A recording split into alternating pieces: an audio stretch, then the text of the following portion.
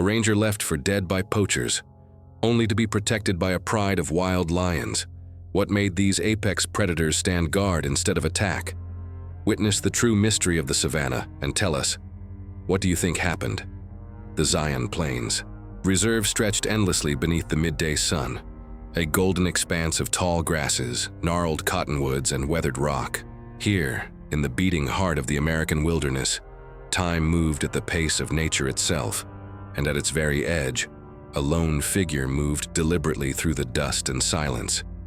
Ranger Cole Harding had walked these plains for over 2 decades. Tall, steady, with eyes like polished flint, he was no stranger to either the beauty or brutality of the wild. Every step he took was measured, every glance thoughtful, not merely observing but listening.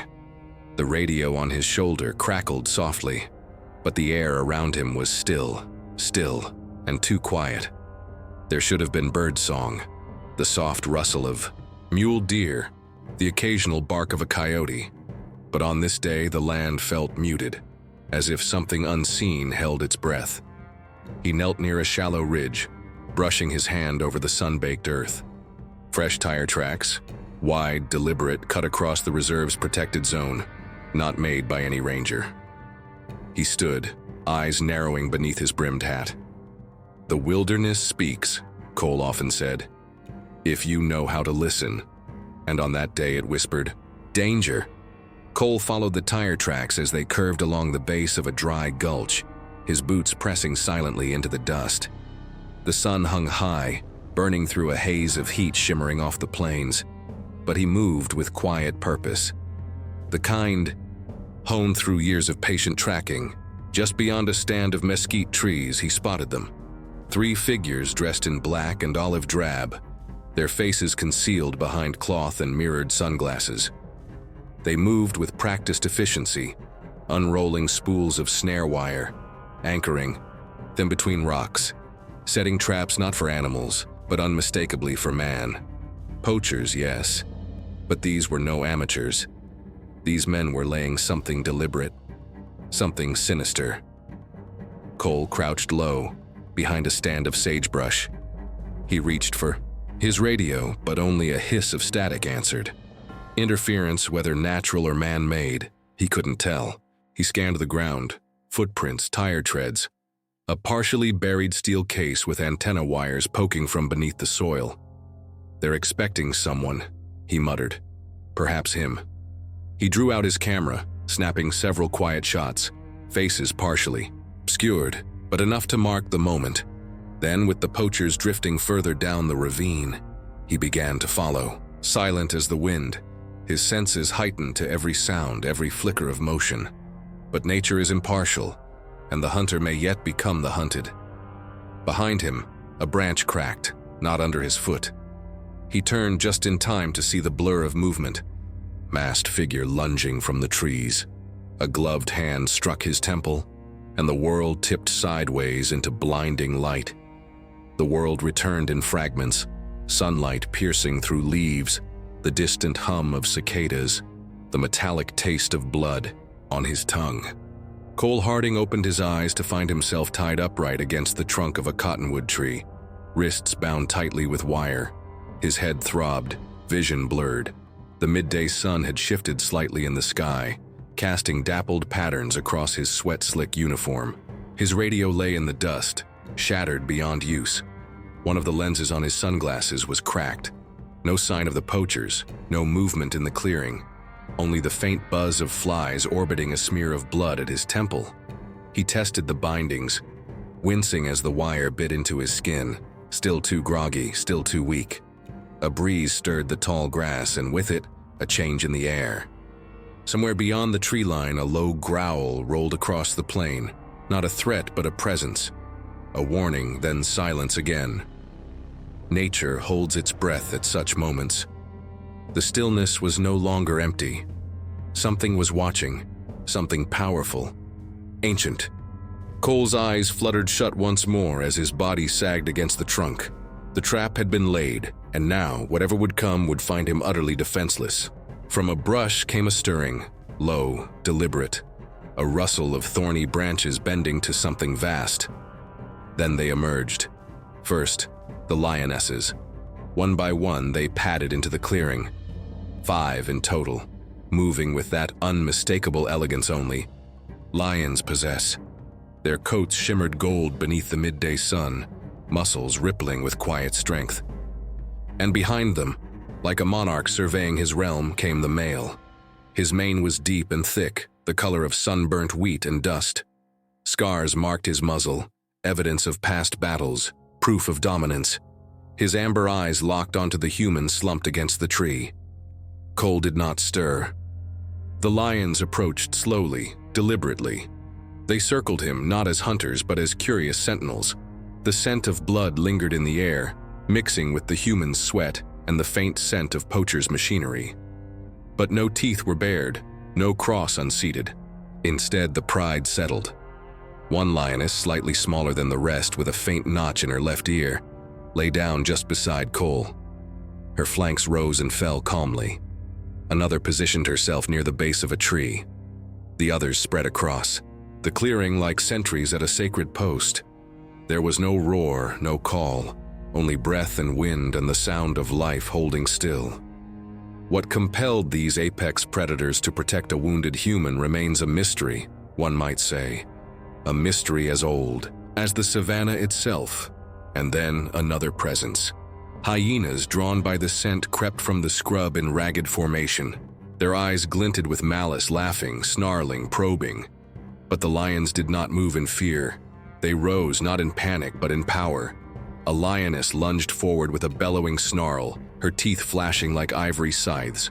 The male released a thunderous roar that echoed through the trees. It was not a fight, it was a declaration. The hyenas scattered, defeated before the battle even began, and so the human remained, unconscious and untouched, surrounded not by danger but by an unlikely circle of protection. At the Zion Plains Ranger Station, the midday hours slipped by with mounting unease. Ranger Claire Eastman, Cole's longtime partner and friend, leaned over the communications console, listening to the dead silence on the other end of the radio. Cole had not checked in, and worse still, his GPS tracker was no longer responding. She stood, her instincts sharp. Something's wrong. By early afternoon, a search party was mobilized. 2 trucks, a medical unit, and a drone team. Claire led the convoy, her eyes fixed on a sun-bleached horizon. The land she knew so well now felt foreign, uneasy. Hours passed. Near the southern ridge, they found his abandoned vehicle, driver's door ajar, radio still faintly crackling. Nearby in the dust, footprints, Cole's boots leading away from the truck. But they weren't alone. Others had walked there too. Boots without regulation tread, deeper, more erratic. Poachers. Farther on, Claire discovered discarded snare wire and the remnants of a broken drone antenna, signs of sabotage. The bush grew thicker, the air heavier. Then from ahead, a sound halted the party in their tracks. A deep, resonant growl. They froze, listening. More followed, low, guttural, unmistakable. Lions, Claire whispered, but not in anger, not attacking. The pride was still there. Something or someone was keeping them anchored. The grass parted gently ahead as the ranger team crept forward, boots silent on the brittle earth. Claire held up a hand, halting the others. The growl had ceased, replaced by something stranger, stillness. Not of fear, but of reverence. And then they saw him. Cole slumped and bound to the base of a great cottonwood, his chest rising faintly with each shallow breath. But what stopped them in their tracks was not his condition. It was what surrounded him. The pride. 6 lions, 5 lionesses seated like statues of old, unblinking, unmoving. And at the center, closest to Cole, the great male lion stood tall, mane stirring in the breeze, his gaze fixed. The rangers instinctively raised their weapons, but Claire's voice cut through the tension. "No, wait." She stepped forward slowly, carefully, eyes locked with the lion's. There was no malice in his gaze, no tension in his stance, only a kind of ancient knowing. For a moment that stretched longer than breath, man and beast stood in silent accord. And then, with the slow dignity of a king stepping down from his throne, the lion turned. One by one, the lionesses followed, vanishing into the brush as quietly as they had come. Only when the last tail slipped into the grass did the rangers move. They rushed to Cole, cutting his bindings, easing him gently to the ground. His eyelids fluttered, a faint whisper escaping his lips. They watched over me. Claire gripped his hand. The king of the plains had stood watch, and only when help came did he walk away. Cole Harding lay beneath a canvas awning at the field station, the golden light of afternoon streaming in through the flaps. His head was wrapped in white gauze, and a saline drip hung beside his cot, swaying gently in the breeze. He was awake now, barely, his breath slow, his eyes thoughtful. Fragments of memory returned like drifting leaves, the soft crunch of paws, the brush of a mane against his shoulder, and above all, the golden eyes that watched him, not with hunger, but with something else, something far older than fear. On the monitor nearby, drone footage played in silence. There, in sharp detail, was the image, a pride of lions encircling the unconscious ranger, forming a living wall between him and the scavengers that dared approach. Not attacking, not fleeing, simply guarding. Word spread quickly, first through ranger channels, then across conservation networks, and finally to the world. A ranger protected by lions, a man left for dead, shielded by the very beast so many fear. Cole said little to the press, but to Claire, he whispered once. It was an instinct, not hunger. They chose to stay. He would never truly understand why, nor would he try to explain it. Some moments in nature exist not for study, but for stillness. A world of teeth and claws, the narrator might say. It was not fear that ruled that day, but something older, something sacred. In the heart of the wild, where survival is measured in moments, a pride of lions chose not to kill, but to protect. What unfolded remains one of nature's quiet miracles. If this story moved you, leave a like, share your thoughts in the comments, and let us know. Do you believe nature still holds mysteries we've yet to understand?